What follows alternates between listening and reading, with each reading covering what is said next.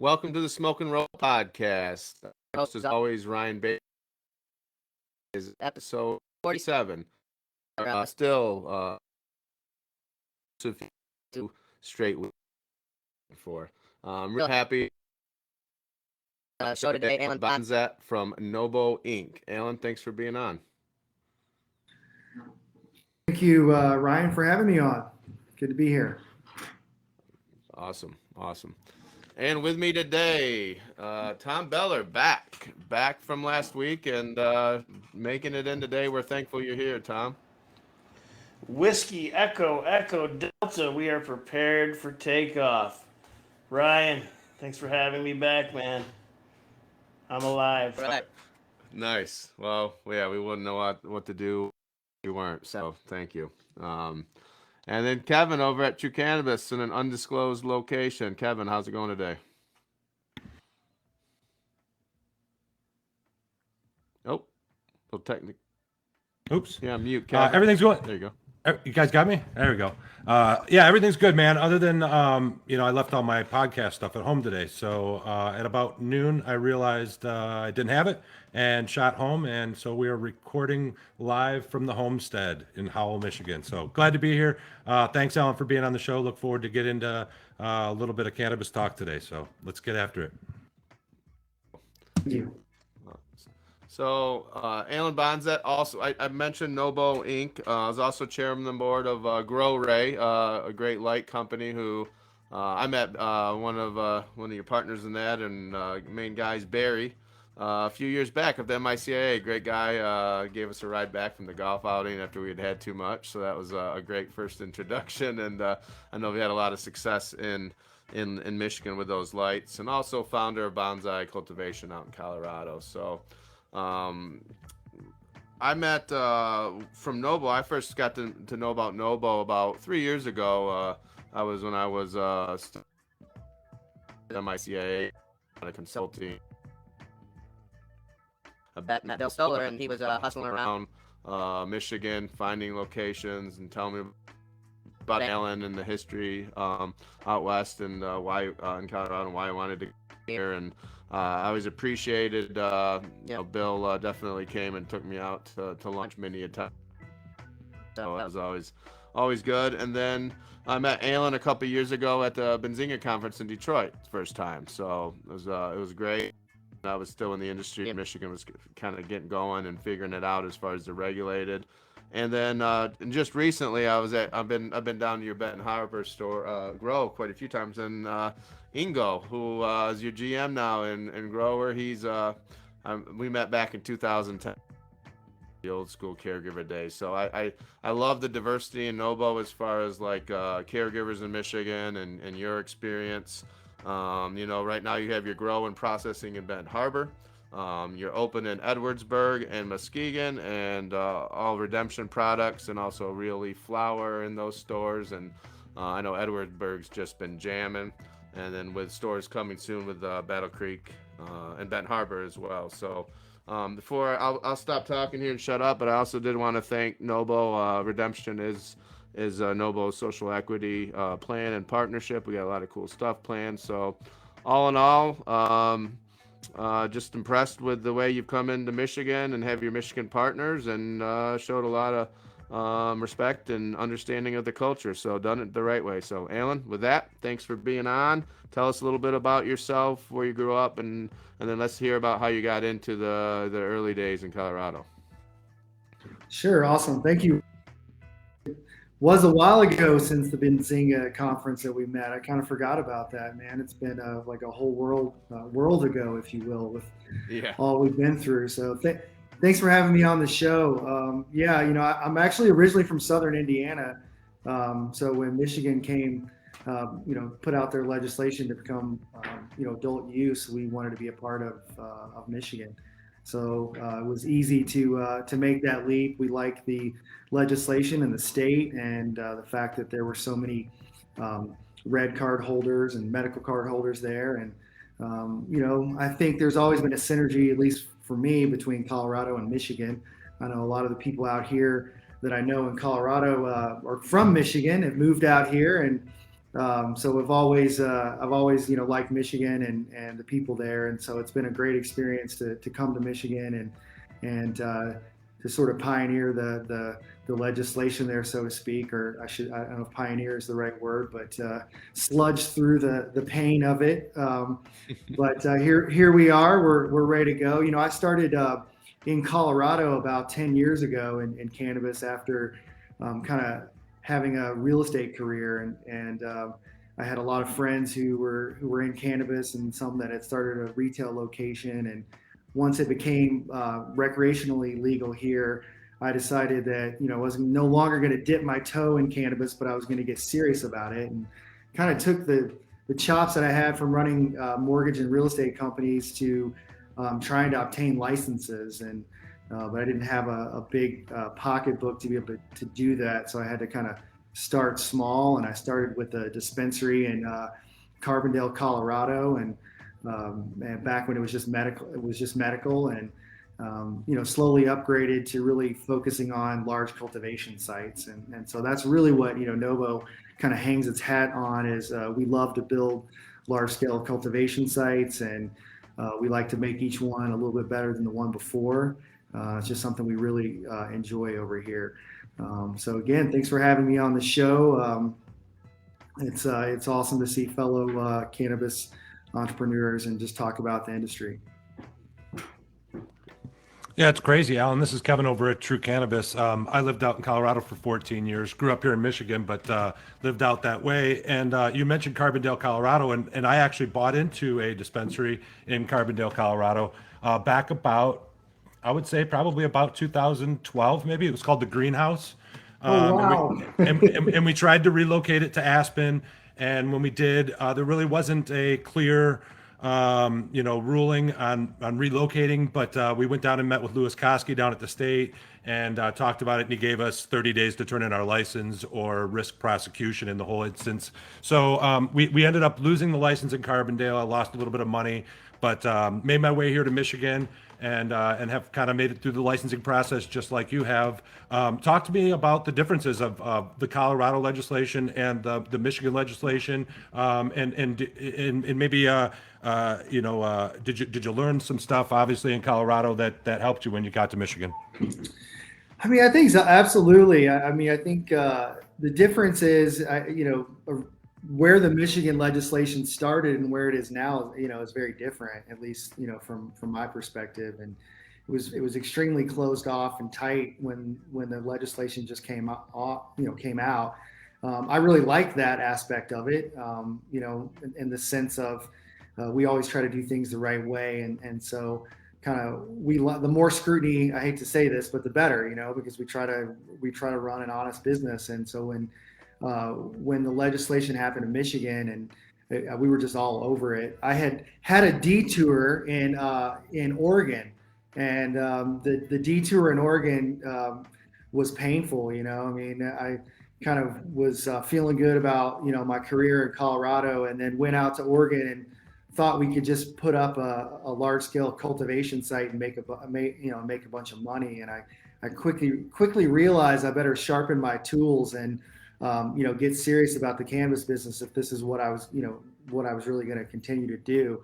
So I think I learned more from Oregon almost than I did in Colorado, because in Colorado we just got off to a pretty good start. And but that's so crazy, Kevin, that you were part of Carbondale. How I don't know how in sync that is, because that's a small town. World, right? A friend of mine lives in Aspen and kind of tipped me off on the Carbondale deal, and we tried to make it work, but lesson learned on that whole deal. Mad respect to you guys, for making it through the Colorado process. To me, it was such a blindsided thing, the way that it went down. There wasn't any precedents in place. We didn't have any kind of idea on what to go off of, and so for you guys to have been able to navigate that and get through, I know that process was incredibly difficult. But I learned my lesson and came to Michigan. And when I came to Michigan, all those things that I learned in Colorado, I implemented in Michigan as we worked our way through the process, which set us up to succeed in that avenue. But yeah, mad props on the Colorado thing and getting your foot wet there, and then going to Oregon and learning a few lessons. I know how difficult that can be. Not everything is always perfect in the cannabis industry, like some people try to paint it.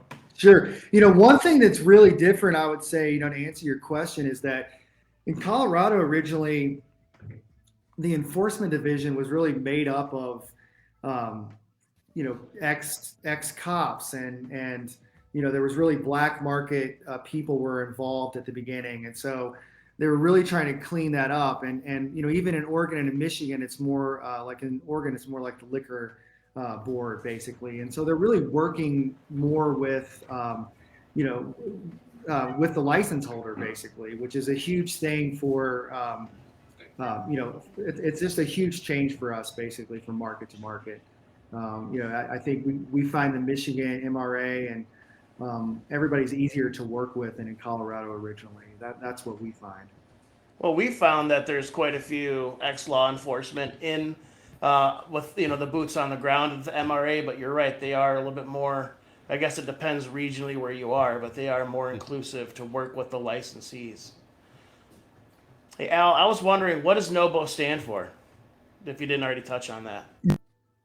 That's a great story. NOBO was sort of funny. It was sort of a name that from where we had our first office in North Boulder County, basically.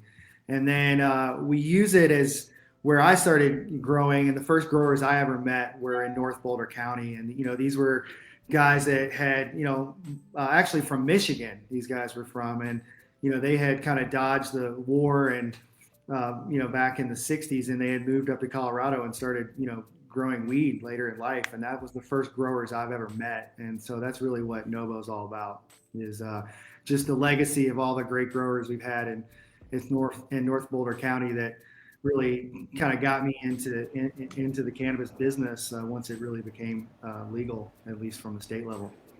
Yeah, there are a lot of transplants from Michigan out to Colorado, especially back in the 90s and early 2000s for sure.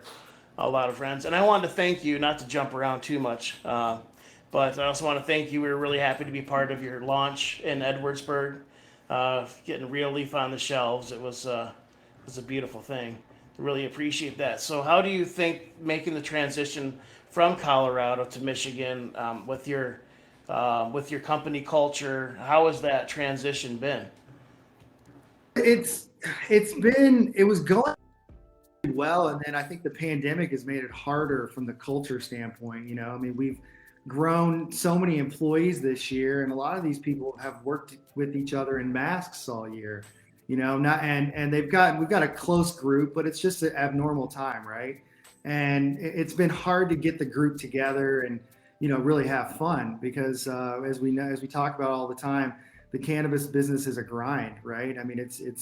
It's hard work, and sometimes you got to bring the team together. And so we're just grateful that the pandemic is starting to end, and we can get our people together and really start to build the NOBO culture and the NOBO way in Michigan, which really means it's about community and bringing people together. That's really what that's really what we want to do. That's just part of why we went to Michigan. And for us, being able to be vertically integrated in Michigan was really the way that we wanted to operate. So we're just getting started and very excited. But thank you for the product, for the Real Leaf product. We appreciate it. Yeah. Hey, speaking of community, Alan, and it was a good lead-in, because that was my next question. Is you're in Benton Harbor, and I'm Michigan born and raised, and I know the history of Benton Harbor. They've had a lot of rough years, and I want to come back on the whole St. Joe right there, and there's been all types of lawsuits, and it seems like it's fitting.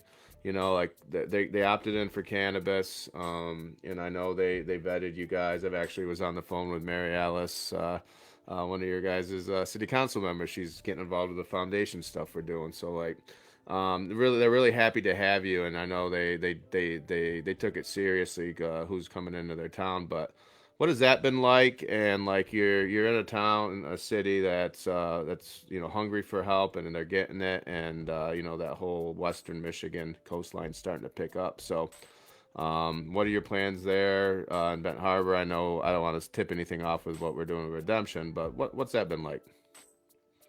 Yeah, I mean, that's a great question. Been it's been one of the more interesting like things that I've ever done in my life, that just goes so beyond cannabis. And I realized that I was coming up from Southern Indiana a couple years ago when Bill, who uh, is basically like, Alan, let's go to Benton Harbor, let's do this project. He brings me to this old, foundry that's been off of the tax roll for 12 years, and it's just this dump site basically. And I just remember my jaw hanging, like, we're gonna do what? This is where we're gonna build our cultivation site? Excuse me. And but we did it, and for whatever reason, like, it's always those things, right? Everything happens for a reason. But I'm coming back up from Southern Indiana, seeing my folks down there, and I just was like, holy cow, this is really heavy. Thinking about like Benton Harbor and St. Joe, and just all the incarceration, the war on drugs, bringing cannabis from Colorado to kind of a reddish blue part of Southwest Michigan. It was like fascinating to me. It was like in so many ways, and so, but it's been difficult. For the most part, we have gotten lots of support, but there has been a little bit of pushback here and there, and being the outsider, and it just is I just see it as an amazing opportunity. And we fought our way, and we got a lot of support, and now we're going to open a retail location there sometime later in the summer. And so we're really excited to have a location there on Main Street. It was definitely took many years to put together, and a lot of meetings, and getting to really know the community has been awesome. We've found a lot of friends there. And I think we're just really submerged in that city, and I think that we're making a difference there, and we're just getting going. So it's probably the most gratifying part of my career, and hopefully we can, keep it up, and really provide a lot of tax dollars for the community. And we have a lot of plans to help the community in different ways, really to help continue to revive the community. You can kind of see it coming back, and the people want it, and it's been great because so many people have reached out to me over the last couple of years while we've been working on this project, and basically feeling like cannabis is the way to save their community. And so it was kind of like a beacon for hope a little bit to people who haven't had a lot of hope. And there's no reason for that, I mean, in the sense of it's an amazing location. It's right on the lake. It is, Benton Harbor is, it's on the rise, and the community knows that. NOBO's a part of it, and so it's been amazing. So thank you for that question, Ryan. Hey, Alan. Just listening to you talk, I can tell that your heart's in the right place, and that you guys, business-wise, your moral compass is right where it needs to be. We're happy to have you a part of the Redemption family. Tom and I are also part of the Redemption family, and it's one of those things where I feel like respect is earned in this industry, and showing where your true heart lies, and the respect for the people that came before you, and all that stuff is so important. When you were going through your social equity plan, how did you get in touch with Redemption, and how's it been working with them?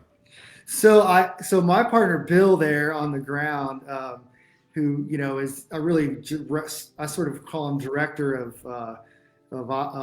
business development. We have other names we call him, but we probably can't say it on air, because he is like a beast. Bill is a beast. And so wow, Ryan and Bill Bill basically came to me and says, hey, I got this guy Ryan, he's our social equity partner, and that's the way it's going to be. And I said, all right, Bill, so here we are. I trust Bill. Well, that makes it easy. Yeah. No, that's good. I've gotten to know Bill over the last 3 years, and he definitely got more meetings. Bill, I hope you're listening. You got more meetings for just buying me lunch when I was charging people. I'm not going to say what I was charging consulting, and all he did was order us a couple of drinks and some food, and I never did. So, but that's the kind of thing I'm really like, even in the last 2 to 3 years, watching how this has evolved. Like, so, I definitely did a lot of, gave a lot of time on the phone to Bill and helped, and look what it's turned into. We got some other stuff to announce, later in 40 days, and I'm appreciative of that. And just like another situation, helping out some people that Tom knows about, and it just kind of goes from there. You meet good people, and you just gravitate towards it. And I feel like that's happening a lot right now in Michigan. There's starting to be a lot of the people, like Kevin said, that respect each other and respect, a lot of it's Michiganders, but then it's also people like NOBO who have come in and, and along with their team have operated the right way. So pretty exciting times. So tell me a little bit about, I don't know that much about it. I know you're the chairman of the board of GrowRay. So tell me a little bit about the lighting company. Yeah. So again, I've always mostly focused on. Well, I shouldn't say that. I spent 3 years of my life focusing on extraction here in Colorado, and learned a lot about extraction. But I learned that I liked growing weed more at the end of the day. And so, really, I had some partners come to me, or some old friends, I should say, come to me a couple years ago and asked me to put an LED light inside their facility. And I was like, really? Okay. Asked my growers. The growers like, all right, we'll do it. And we quickly found out the light was working. The growers were coming to me really quickly, and it was really just a beta program at that point, or I shouldn't say a beta. It was, we hadn't really gone to market yet. The light, we were just really proving concept with it, and it was really one of the first light bar lights that used LED, which was the right form factor. So kind of like Fluence pioneered, and now you see a lot of Chinese knockoffs that have this type of light bar over the canopy system on it. And so we used the GrowRay light. It was working very well. The difference between the first GrowRay light was it had these high-powered diodes, and these high-powered diodes were just producing amazing crystal content and terpene profiles within the flower. And so we instantly found out that it was like, okay, we're getting higher yields, and we're also getting higher THC counts, better terpenes, better crystals. And so we're like, okay, this is, this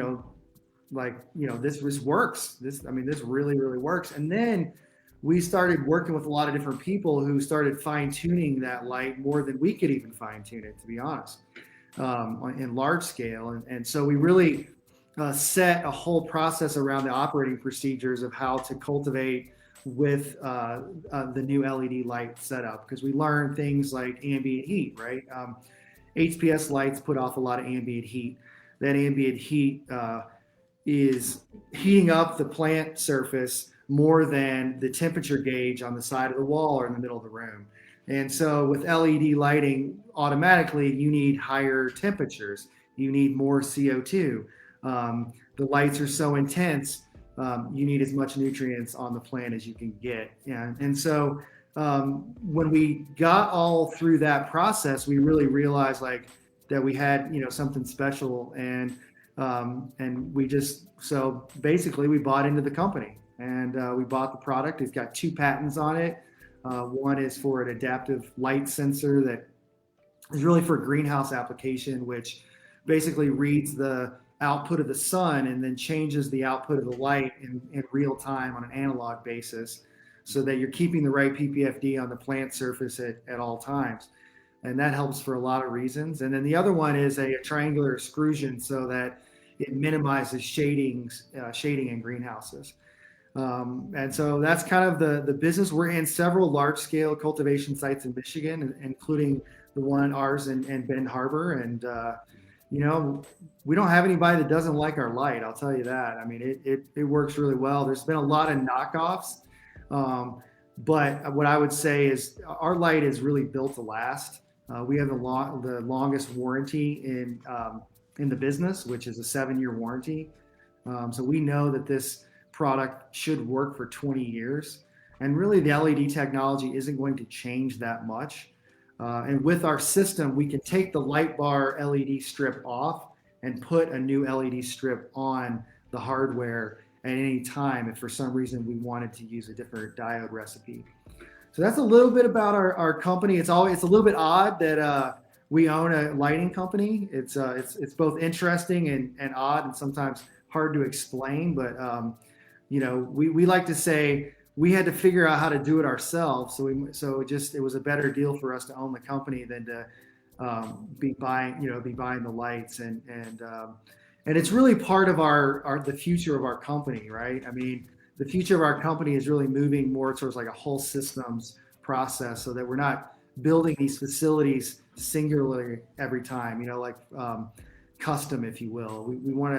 We're working on fine tuning a grow system that is more of a hybrid greenhouse system that uses the sun, that is scalable, so that all the technology pairs up with other technologies, meaning that the fertigation system pairs up with the light, with the atmospheric control system, so on and so forth, because we've seen ourselves how hard it is to bring all these different technologies together in different climates and different parts of the country and the world, and then be able to scale that business, because they're all custom. So you got to get to you got to learn the ins and outs. I'm sure you guys have plenty of war battle scars from that, just like I do. So that's a little bit about our lighting company. Nice. You touched on the future of what you were planning on and becoming more of a systems. What is, I know you got more stores you're going to be opening here in Michigan, and I know your flower quality, I'm sure you're getting a lot of I know you guys are getting a lot of interest and people are interested in working with you, like myself. And what is the plan here in Michigan? And then is this kind of a build it here in Michigan, and then when the walls come down federally, take advantage, or are you looking to do stuff before then? Such a good question. I mean, we're always like, people are like, is everything's for sale, right? And it's just like, but we love what we do, at NOBO. And so it's like, we just really want to provide the best cannabis we can and keep just getting better at our craft. I mean, that's really number one. Kind of the interesting news, even though NOBO is a Colorado-based company, and I have a deep history in Colorado, we're really a Michigan-based company now. I mean, the bulk of our employees are Michigan-based. Our headquarters is slowly moving out to Michigan. With that being said, I love, growing weed, and our next large-scale project is here in Colorado. We have a 70-plus acre farm near the Denver International Airport that we've been kind of cultivating here for the last couple of years. It's a small location now, but we're building. We have a partner called Ceres, and they're a manufacturer of large-scale greenhouse, a designer of large-scale greenhouse here in Boulder, Colorado. And so together with them and some other folks, we're building this hybrid sun chamber, geothermal, GMP-rated modular facility, basically, that will start out at about 35,000 square feet, and then in phases will hopefully go all the way up to 1 million square feet someday. And it's really virtually one of the only farms in Colorado like this close to the city, and surely this close to the airport. And so we really look at Michigan as our proving ground, and once again, and what we're doing in Colorado is just another, it's just the next phase, and meaning that we're going to lower our cost of goods on our cultivation here in Colorado significantly, from what we are able to do in Benton Harbor, Michigan now, because we started.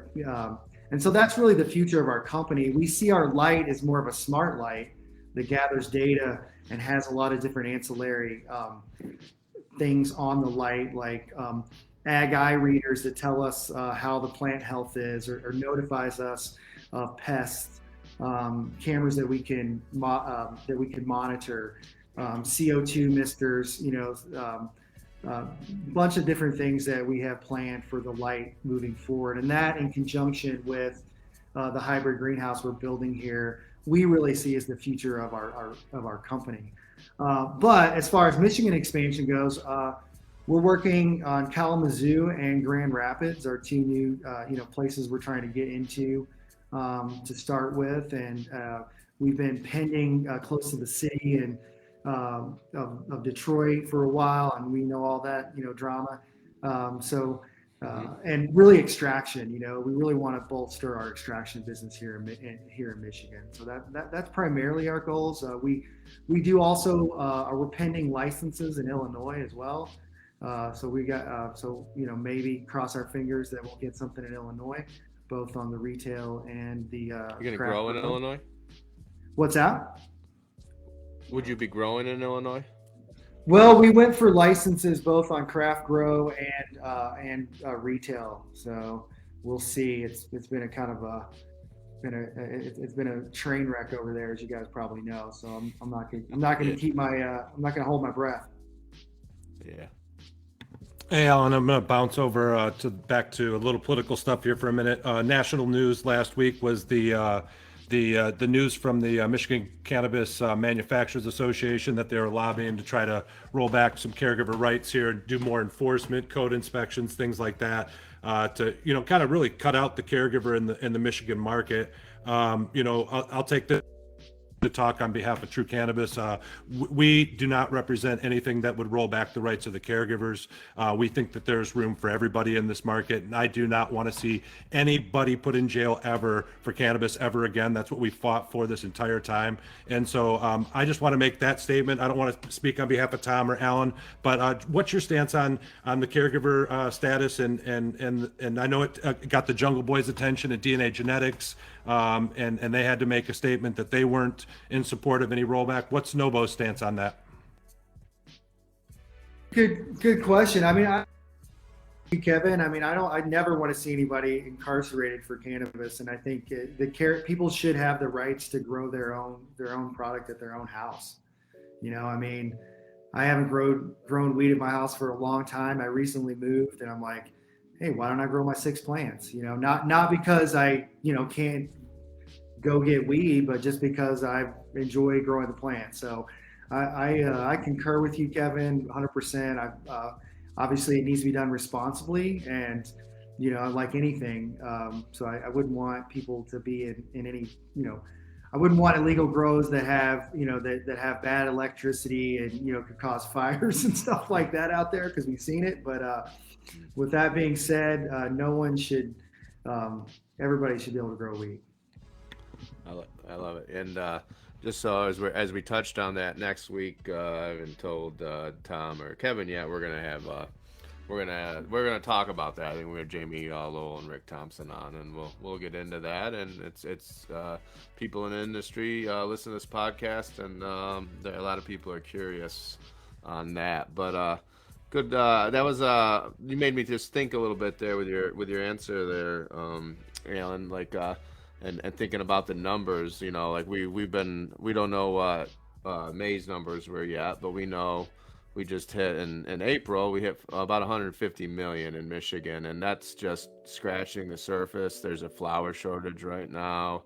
That's going to change obviously in the winter, as it always does, but and more stores are opening up, pandemic's opening up. I just see Michigan's market with the tourism and the law that we have getting up to 4 million, maybe 5 million quicker than we think. So like we're about to pass Colorado to be the number 2 state. What are your kind of thoughts on the market exploding, and how do you see do you think Colorado could keep up?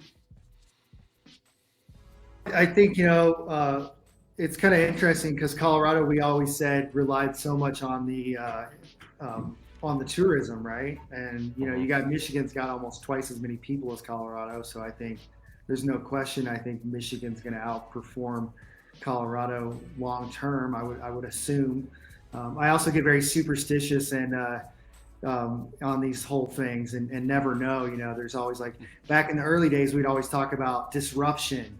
Could there be disruption for any reason? I think we're further beyond worrying about disruption, but I think the Michigan market's going to continue to grow. One other thing I always said was too is, like, potheads don't plan ahead. And so when there's more locations, we learned that in Colorado, like when you've got more retail locations, people will go into them when they see them, right? Because they're like, it's Friday and they want to grab something with their paycheck, and they're going to go in and they're going to have a lot of different options and they're going to buy more because it's more available, right? And so I think given the amount of people that we have in the sense of, per state, I think Michigan's just going to continue to grow pretty quickly. And we're going to see the market stabilize is what I always tell my team. We're going to see spikes and valleys, and it's going to be different month to month. And you got to be willing to, kind of ride that wave. And our motto at NOBO, we had to learn this in Colorado a long time ago. It's like, we have to compete. That's the deal. This is America. We're competing with everybody else out there to provide a better product at a decent price at the end of the day. And so that's how we look at it. I like that. Yeah, like everyone says, worry about yourself and cannabis, and be good, and things work out. But one of the interesting things I know you guys have you've seen it firsthand in Edwardsburg is what it's like to be on a Michigan border town right now, whether it's Indiana, Ohio. There's stores up on the borders of Wisconsin and Wisconsin and Minnesota that are just exploding as well. So it's always kind of fun to watch what states are going to go legal with a good law around us. I know Illinois is there's actually lobbyists paying people in Lansing from Illinois to try to tighten our law because they're sick of people driving from Illinois still to Michigan. So that's awesome. As always, we could keep on talking forever, and I appreciated Alan coming on. We always like to give everyone a final thought and kind of a shout out to the audience, or say thanks to you. So I'll start with Kevin at Truu Cannabis. Hey, Alan, it's good to have you on the show today. Good to meet you and chat you up about your experiences in Colorado and Oregon. It's kind of, sometimes it's refreshing. I hate to say it, but it's refreshing to know that other people have gone through the same struggles that you have at times. It makes you feel a little bit less like you did something wrong or whatever. So, I appreciate hearing your stories. I wish you guys the best of luck in Michigan, and I appreciate the fact you guys are going about it the right way. So, good luck and stay well, buddy. Much, Kevin. I was so much sense because I feel the same way. I had a drink with a fellow veteran the other night, and I felt exactly like you did. It's just good to talk to people that have been through it, because there is no roadmap here to what we do, and it's not easy. And so thank you for those words, Kevin. Nice to meet you, and look forward to meeting you in person sometime soon. Yeah, sounds good for sure. Tom. Hey, Al. Nice to meet you finally. Really appreciate what you guys are doing. Welcome to the Mitten, and look forward to also meeting you in person, possibly at the MICAA annual. That'd be great. I'll look forward to meeting. And thanks for providing some good quality product for us down in Edwardsburg. Thank you. Yep. And we really appreciate you being on the show today, Tom. I know it was a last minute an ad, so way to come through. And Alan, any final thoughts for the Michigan audience? Great information today. I learned a lot, and I'm glad you guys are here. No, again, we're meeting so many good people in Michigan, and like I said, we're really a Michigan-based company at this point. Thanks for bringing us in and letting us be a part of the show today. And I urge people to go out, try our flower. Tell us what you think. We're trying our best to grow the highest quality cannabis we can, and we'll continue on that mission moving forward. So look forward to seeing you guys in person really soon. No, that's great, and I can attest to that. I've sampled a lot of NOBO flower, and I became a fan, and I went through it faster than I should have. So with that, I also want to announce, anyone out there listening, if you go into a NOBO store and tell them that you heard Alan on the Smoking Rope podcast, you're going to get 200 extra loyalty points. and I'm hearing that's a lot. So don't forget about that. Awesome having you on, Alan. That's one of the perks of having the show is getting to know people like yourself better, and enjoyed it today, and look forward to doing a lot of social equity stuff in business in the future. So with that, we'll see everybody next week. Thank you.